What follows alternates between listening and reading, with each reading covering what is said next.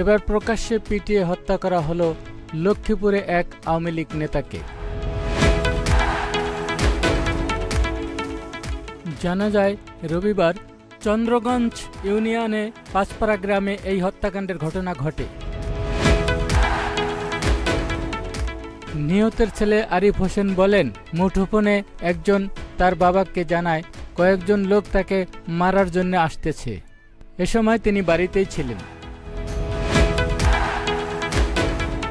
খবর পেয়ে পালানোর জন্য বের হচ্ছিলেন, এমন সময় 10-15 জনের একটি সন্ত্রাসী দল লাঠিসোঁটা নিয়ে তাকে ধাওয়া করে।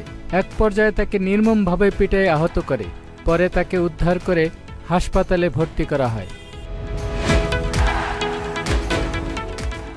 চিকিৎসক তাকে মৃত ঘোষণা করেন। জানা যায় নূর আলম চন্দ্রগঞ্জ ইউনিয়নের 2 নং ওয়ার্ডের আওয়ামী লীগের সাধারণ সম্পাদক ও পেশায় তিনি একজন দর্জি ছিলেন।